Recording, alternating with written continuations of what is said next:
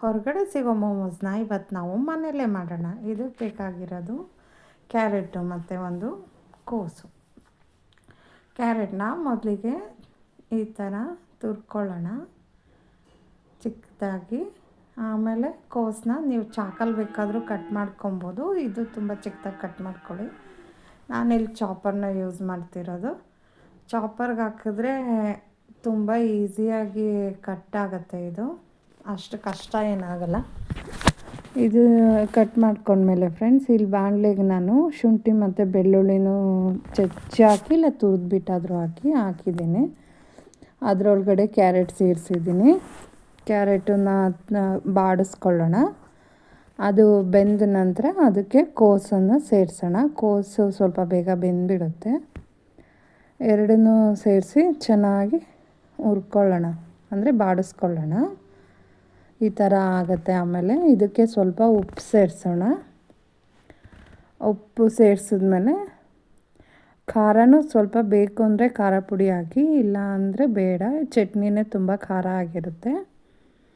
ಆಮೇಲೆ ಇವಾಗ ಗೋಧಿ ಹಿಟ್ಟು ತೊಗೊಳ್ಳೋಣ. ಅದನ್ನು ಚಪಾತಿ ಅದಕ್ಕೆ ಕಲಿಸ್ಕೊಳ್ಳೋಣ.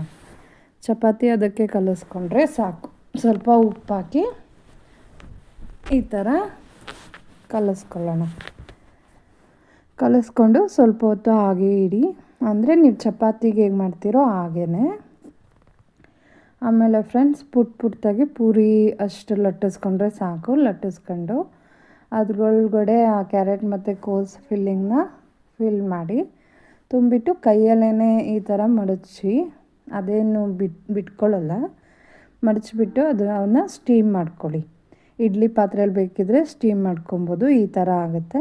ಇವಾಗ ಚಟ್ನಿ ಮಾಡ್ಕೊಳ್ಳೋಣ. ಚಟ್ನಿ ಮಾಡೋದಕ್ಕೆ ಟೊಮೊಟೊ ಮತ್ತು ಕೆಂಪುಮೆಣಸಿನ್ಕಾಯಿನ ಬೇಯಿಸ್ಕೊಂಡು ಸಿಪ್ಪೆ ತೆಗೆದು ಮಿಕ್ಸಿಲಿ ಹಾಕಿ ರುಬ್ಕೊಳ್ಳಿ. ಆಮೇಲೆ ಒಂದು ಬಾಣಲೆಗೆ ಬೆಳ್ಳುಳ್ಳಿ ಮತ್ತು ಶುಂಠಿ ಅದನ್ನು ಹಾಕ್ಬಿಟ್ಟು ಚೆನ್ನಾಗಿ ಬಾಡಿಸಿ ಫ್ರೆಂಡ್ಸ್. ಅದು ಒಂಬಣ್ಣ ಬರಬೇಕು, ಹಸಿ ವಾಸನೆ ಎಲ್ಲ ಹೋಗಬೇಕು. ಅಷ್ಟು ಬಾಡಿಸಿದ್ಮೇಲೆ ಇದಕ್ಕೆ ಆ ಮಿಕ್ಸಿಲಿ ರುಬ್ಕೊಂಡಿದ್ವಲ್ಲ ಅದನ್ನು ಹಾಕೋಣ. ಇದಕ್ಕೆ ಸ್ವಲ್ಪ ಉಪ್ಪು ಹಾಕೋಣ. ಆಮೇಲೆ ಸೋಯಾ ಸಾಸ್ ಹಾಕೋಣ. ಹಾಕ್ಬಿಟ್ಟು ಇದನ್ನು ಚೆನ್ನಾಗಿ ಕುದಿಬೇಕು. ಇದು ಕುದ್ದು ಗಟ್ಟಿ ಆಗುತ್ತೆ ಅದೇನೆ. ಆಮೇಲೆ ಇದನ್ನು ಮೋಮೋಸ್ ಜೊತೆ ಸರ್ವ್ ಮಾಡ್ಕೊಂಡು ತಿನ್ನೋಣ ಫ್ರೆಂಡ್ಸ್. ನೀವು ಮನೇಲಿ ಮಾಡಿ ನೋಡಿ ಹೆಂಗಾಗುತ್ತೆ ಅಂತ ನನಗೆ ಕಮೆಂಟ್ ಮಾಡಿ ತಿಳಿಸಿ. ಆ್ಯಂಡ್ ನನ್ನ ಚಾನಲ್ನ ಸಬ್ಸ್ಕ್ರೈಬ್ ಮಾಡ್ಕೊಳ್ಳಿ ಪ್ಲೀಸ್.